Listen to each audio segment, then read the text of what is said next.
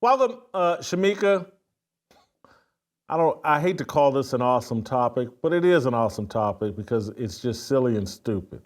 Uh, they're working on a movie, Daddy Changed the World, for George Floyd.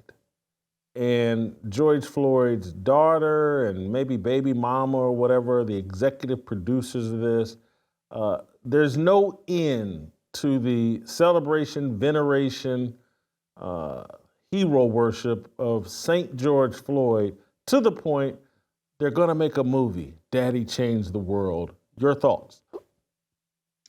I'm just trying to figure out what George Floyd did besides die. If there's going to be a documentary, it would seem that it would be on Derek Chauvin, because without Derek Chauvin, there would be no George Floyd. I mean, what did he do with his life prior to laying on the ground?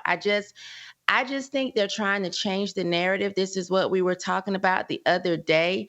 And they're not even waiting 50 to 75 years to tell a different story. They started telling a different story from the beginning when they put up all these statues and wanting to just celebrate him. I remember being robbed at gunpoint some 20 something years ago.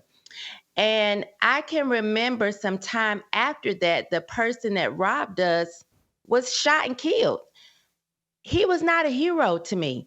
And so I feel bad for the woman who had a gun held to her stomach by George Floyd. Anybody else that had to deal with him being a menace to society, I feel bad for them, because when people live that type of lifestyle, I do not think they should be made into heroes. I just don't understand what we're celebrating. Whatever happened has happened. In my opinion, let it go. It's over with.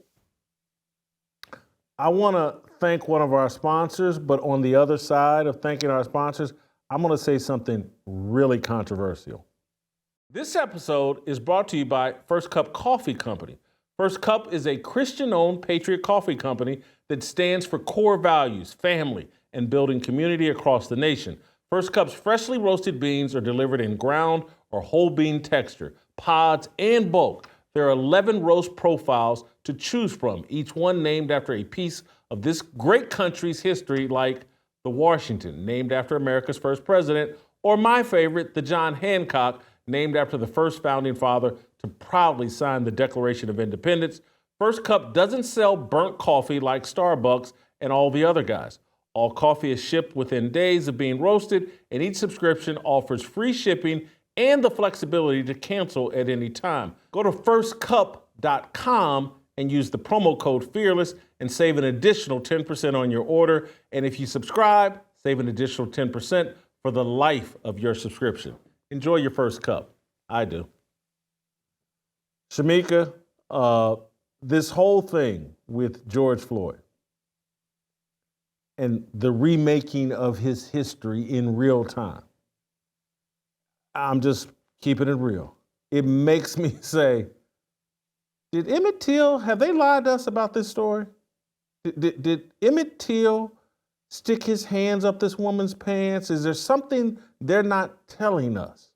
That, and I tend to think not, but when I'm watching history being recreated in real time, what else are they lying about?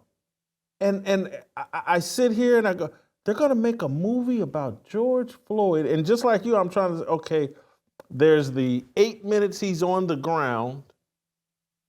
And other than that, they're going to show him smoking crack? They're going to show him buying counterfeit bills?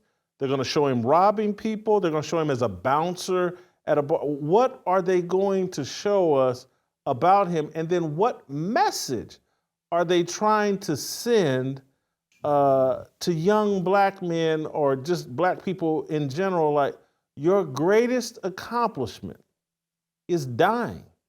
And particularly if you die at the hands of a white person, oh my God, we can make you into the greatest thing since sliced bread.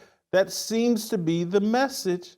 And I think I said this earlier, it's like P. Diddy should try to arrange for a cop to kill him. It will clean up his image.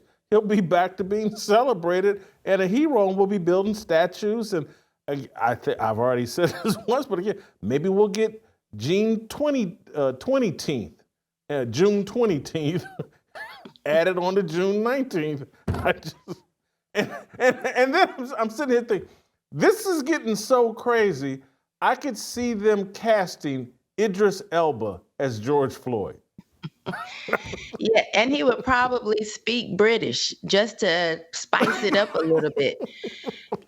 It's a sad message that we are sending, and we've been saying this for a long time. Even when it comes to Black Lives Matter, the only time a straight Black man is useful to them is when he's dead. So I just don't understand, what could this documentary be about? It's sending the same message that Black Lives Matter sends, but I'm not surprised, because a lot of people still have Black Lives Matter in their bio. They're still walking around with the shirts. They understand that they don't care about Black men, that these were lesbian women just profiting off of them. No money they raised went to the communities, and yet people still support them. It's like an abusive relationship. Why won't these people wake up and decide, I'm going to pack my bags and go?